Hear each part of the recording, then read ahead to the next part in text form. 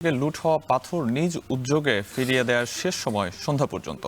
আর দুদিন আগে জারি করা জেলা প্রশাসনের এই নির্দেশনার পরবর্তী সার্বিক পরিস্থিতি জানাতে ভোলাগঞ্জ সাদাপাথর এলাকা থেকে যুক্ত হচ্ছেন সহকর্মী গোলজার আহমেদ।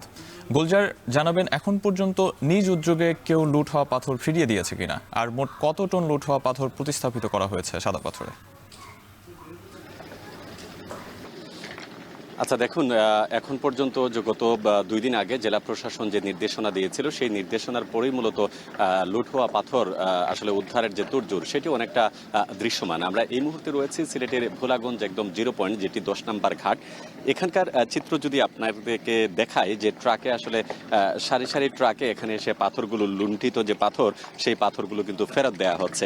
এই পাথর এখানে ডাম্পিং এর পরই আসলে নৌ শ্রমিক যারা আছেন, অর্থাৎ বার্কি শ্রমিক, তাদের মাধ্যমে প্রশাসনের উদ্যোগে সেই পাথর আবার 0 পয়েন্টে, অর্থাৎ সাদা পাথর যে এলাকা হিসেবে পরিচিত সেই জায়গায় কিন্তু পাথর প্রতিস্থাপনের কাজ চলছে।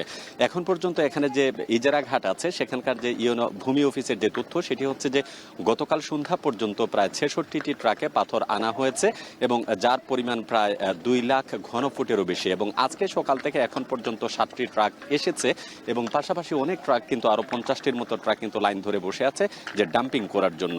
তো এখানকার স্থানীয় যে উপজেলা বা ইউনো কর্মকর্তা যারা আছেন তারা বলছেন যে মূলত এই উদ্যোগের পরই প্রশাসনের পক্ষ থেকে যে বলা হয়েছিল পাথর প্রতিস্থাপন করা হবে সেই কাজ তারা শুরু করেছেন। এবং এখন পর্যন্ত সিলেটের জেলা প্রশাসকের যে তথ্য সেই তথ্য অনুযায়ী প্রায় 13 লাখ ঘনফুট পাথর কিন্তু প্রতিস্থাপন করা হয়েছে। পাশাপাশি আপনি জানেন এই পাথর কাণ্ডে ইতিমধ্যে হাইকোর্ট থেকে একটি আদেশ এসেছে, যেটি হচ্ছে যে সিলেটের যে সকল পর্যটন কেন্দ্র আছে, বিশেষ করে লোফাছড়া, সাদাপাথর, বিছানাকান্দি এবং রাংপানি সহ উৎমাছড়া সহ 7টি পর্যটন এরিয়াকে 3 মাসের মধ্যে আসলে মহাপরিকল্পনা নিতে হবে এবং ইকো ট্যুরিজম উপযোগী করে গড়ে তোলার জন্য জেলা প্রশাসক এবং বিভাগীয় কমিশনারকে নির্দেশনা দেওয়া হচ্ছে। সেই নির্দেশনা অনুসারে আসলে তারা কাজ করে যাচ্ছেন এবং আমরা দেখতে পাচ্ছি এখানকার শ্রমিক যারা আছেন তারা বলছেন যে এটি তারা কাজ করছেন এবং আজকে যেহেতু সন্ধ্যার মধ্যে এই পাথর দেওয়ার কথা, সুতরাং সন্ধ্যার মধ্যে আরো পাথর এখানে ফেরত আসবে। পাশাপাশি প্রশাসনিক যে অভিযান সেটিও কিন্তু অব্যাহত রয়েছে। তো এই হচ্ছে সাদাপাথর এলাকা থেকে সর্বশেষ তথ্য। সাহাব,